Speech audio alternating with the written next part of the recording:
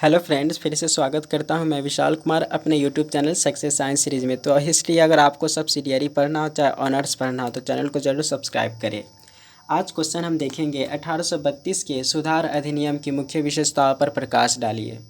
तो यहाँ पर जो क्वेश्चन है 1832 में जो आया है, 1832 में जो सुधार नियम आया है तो उसकी क्या विशेषताएँ थी। तो सुधार नियम आया, अधिनियम आया, तो इसका मतलब है कि सुधार के बारे में यहाँ पर बताया हुआ है।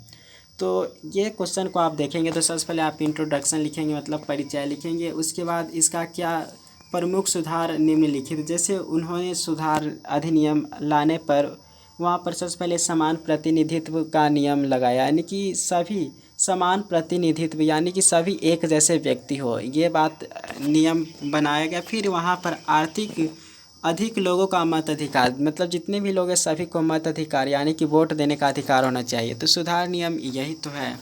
तो इस तरीके से मेन ये दो अधिनियम था, यही दोनों को आप लिखेंगे। तो सबसे पहले इंट्रोडक्शन यानी कि परिचय में लिखेंगे। तो समय परिवर्तनशील होता है, समय ने पलटा खाया और पार्लियामेंट की प्रचलित सभी बुराइयों को दूर करने के लिए मतलब ये उद्यत हुए। आंदोलन पर आंदोलन चलने लगे, अतः पार्लियामेंट में सुधार की मांग बलवती होने लगी। लोगों ने आंदोलन के द्वारा पार्लियामेंट की बनावट में पूर्ण परिवर्तन और मत अधिकार, ये ध्यान रखना, पूर्ण परिवर्तन और मत अधिकार को अधिक विस्तृत करने की मांग पेश की।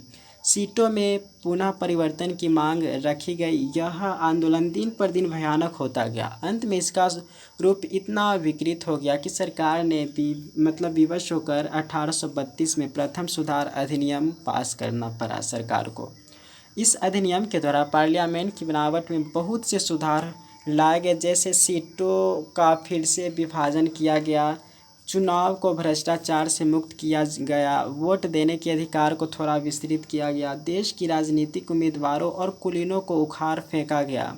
इस सुधार अधिनियम का परिणाम यह हुआ कि कॉमन सभा देश की सर्वोपरि संस्था बन गई तथा लॉर्ड सभा बेकार हो गई। इसके साथ ही मध्यम वर्ग के लोगों की शक्ति बढ़ गई। तो इसके प्रमुख सुधार निम्नलिखित है। दो प्रमुख सुधार है, वैसे बहुत सारा सुधार किया लेकिन मेन जो प्रमुख है वो नीचे है। सबसे पहले समान प्रतिनिधित्व।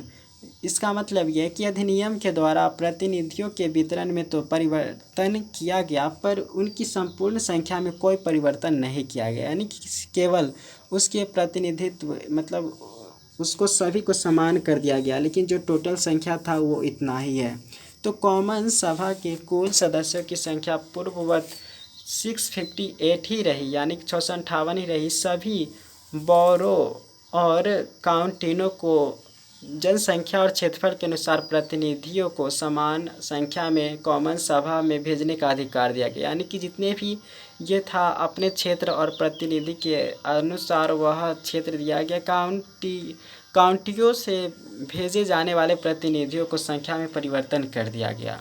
जिस नगरों और काउंटिनों की जनसंख्या 2000 से कम थी वहाँ कॉमन सभा में एक भी सदस्य नहीं भेज सकते थे। 2 से 4000 तक जनसंख्या वाले नगरों में काउंटिनों को केवल एक सदस्य भेजने का अधिकार दिया गया। 4000 से अधिक जनसंख्या वाले थे, वहाँ पर 2 काउंटियों को भेजने का अधिकार था। तो इस तरीके से ये बात देख लिया। बात करते हैं तो समान प्रतिनिधित्व आप समझ गए कि जनसंख्या और क्षेत्रफल की दृष्टि से वहाँ पर ये दिया जाने लगा प्रतिनिधित्व।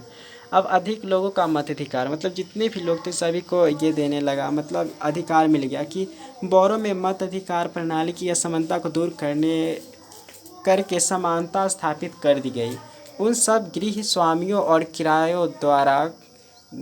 किराएदारों को जिनके मकान का वार्षिक किराया 10 पाउंड था मत अधिकार प्रदान किया गया। काउंटिनों में 40 शिलिंग वार्षिक लगान देने वाले स्वतंत्र भूस्वामियों को अधिकार यथावत रखा गया, यानी कि उसी के जैसा रखा गया। चाहे उसके अलावा 10 पाउंड वार्षिक लगान देने वाले कॉपी होल्डरों 20 वर्ष के लिए पट्टे पर उन जमीन लेने वाले 50 पाउंड वार्षिक लगान देते थे और 50 पाउंड वार्षिक लगान देने वाले साधारण किसानों को भी मत अधिकार दिया गया। तो इस तरह मत अधिकार में भी समानता लाई गई और महत्वपूर्ण परिवर्तन लाया गया। तो अधिक लोगों को मत अधिकार मिला और सभी को समान अधिकार जैसा मिला। उपर्युक्त गुणों के अतिरिक्त सन 1832 ईस्वी के एक्ट के बहुत से अवगुण भी थे। इसलिए तो ऐसा कहा जाता है कि सन 1832 ईस्वी का एक्ट सबों के सबों के लिए संतोषप्रद नहीं है। इस एक्ट के पास हो जाने के बाद भी एक्ट का प्रकाश मजदूरों की झोपड़ियों तक नहीं पहुंचा। मजदूर वर्ग वोट देने के अधिकार से वंचित ही रहे। मजदूर वर्ग असंतुष्ट हो गया और विद्रोह की अग्नि मजदूरों के हृदय में दहकने लगी और जिससे चार्टिस्ट आंदोलन शुरू हुआ। चार्टिस्ट आंदोलन इसी से शुरू हुआ क्योंकि मजदूर वर्ग ये खुशी नहीं थे इस कारण, यानी कि सुधार अधिनियम आया 1832 में, तो इसी के चलते मजदूर वर्ग के द्वारा चार्टिस्ट आंदोलन का जन्म हुआ। मजदूर वर्ग के पास शक्ति नहीं होने के कारण शीघ्र ही सरकार उनके आंदोलन को दबा दिया। उस समय लॉर्ड पामस्टर्न इंग्लैंड का भाग्य विधाता अर्थात प्रधानमंत्री था, जो सभी तरह के सुधारों का प्रबल शत्रु था। लेकिन पामस्टर्न के बाद जब डिज़रायली प्रधानमंत्री बना तो सुधार की बाढ़ आ गई, क्योंकि वह सुधारवादी प्रधानमंत्री था। उसने सर्वप्रथम सभी कलाकारों को वोट देने का अधिकार दे दिया। एक दूसरा सुधार बिल भी पार्लियामेंट में रखा गया, जो शीघ्र ही सरलतापूर्वक पास हो गया। यही एक्ट अर्थात बिल इतिहास में सन 1867 ईस्वी में द्वितीय सुधार एक्ट के नाम से प्रसिद्ध हुआ। तो पामस्टर्न ने जब इंग्लैंड में प्रधानमंत्री बने तब चार्टिस्ट आंदोलन जो किया गया था मजदूर के द्वारा, जो प्रॉब्लम थी, तो वह सुधार आया। तो फाइनली ये देखें कि 1832 में जो सुधार अधिनियम आया है उसको आप टॉपिक वाइज आप बनाकर लिख सकते हैं। तो ऐसे ही पूरा पढ़ने के लिए सब्सक्राइब कर लिए होंगे। तो आप लोगों को बहुत बहुत शुक्रिया देखने के लिए।